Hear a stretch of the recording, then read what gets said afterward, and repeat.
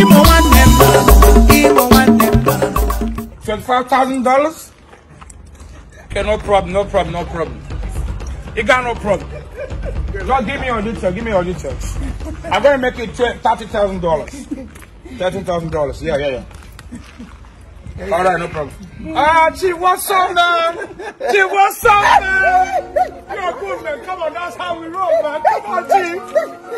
That's how we roll. So what's up, baby? Hi. You looking so soft, so sexy, so conscious. Man, you're just a film to make, man. Come on. So what's the name, Chief? Before you do that's my brother that I told you. Oh. He just came back from London. Yes, oh, yeah, they came back from London. London, man. London, man. Wow. That's how we roll in America. Yeah, man. Man. That means you must have so much money, you know? Yeah, man, come. I've been in London for 12 years, man. Just came back to spend some money. Wow. I pay in dollars, don't pay in naira. You understand what I'm talking about? So what's your name? Oh, my name is Blaze. Oh, Blaze. Oh. A lot of Blaze all over you, baby. Oh, leave me. Oh my God. I haven't seen such a beautiful girl like you before. Since I came back from the States. Yeah. I love that. So I told my uncle, say, I need a girl. I need someone to sign me before I go back to the United States of America. So how much am I going to pay? Just for a week to be with me. Come on. Just for a week. Just name it, man. I'm loaded with money. Just for a week. Okay, 1 million is fine. You can just give me 1 million. Okay. Huh? 1 million. I mean, you don't get it. I said, how much am I going to pay you just to be with me for a week? A week? Just 1 million. 1 million is okay.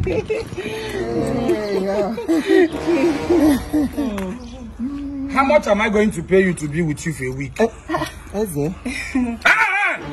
How much am I going to pay you to be with you for a week? I said 1 million. You don't know before 1 million, Abba. I'm going to be chief. I'll be with Take a message. I said 1 million. I'm going to be a soldier for it. What is 1 million? Hey! Madam Chalo, I don't maybe go happy you in an 25. What's it? 25. Hey! I feel beginning. I thought you said it from London. I said London, keep warm, just look at how he's looking. Oh, she's in London, man. I don't know, you are just a broke ass. That doesn't mean he's in London. Just look at you. I'm not going to get better top or get 200. This morning. Can't top or get 200 and I'm 27. Hey! No, to London, no baby. Eh? Hey! 1 million now. On our own name. I'm 1 million. I'll be a million free station. Look at me. Give me a 2.5. Oh no, I give. What's wrong with you? I'm not going to get 2.8. If you know what is good for you, better don't look my side. I will finish you. Look at how dirty you look. Stinking, dirty thing. Never disturb me on the way. I can't finish you. Rubbish. If rock, in 1 million, Kajuro Kunaga. It was a gift private jet today. What I can come, but not precaution. So the more you was worth and 1 million. Leave what an answer would do. You can even get happy when I get back. Maybe I wasn't in 1 million. But can you get me so cut off last year on it? I'm going to buy a girl, you open by a gun, and I swear, boss, you are never me. But don't let me my wabi. Comport for one. I need to get a comfort. God, man, and I'll get back like in a bit enough teaching ever. And I say, but the one spec, the phone will come out. And now I will go to you. You don't talk about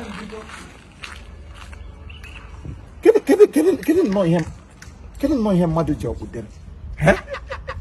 Yes, maybe I go by what's wagging now. Can you have got one here? Eh? I'm not going to have a look. I can't have them. No, Gaffer was a got to promote. Comport to show get like I don't know where for a BC. Eh? Get like I don't know, Boko. Why not you remain there if you need to be drunk? Now, see, yes, one name. Yes, a cataphrone, latch I have back to on the chat. You know, says you name me a can of me. Guy, you will go copy. Nonsense, boy. Upgrade, upgrade,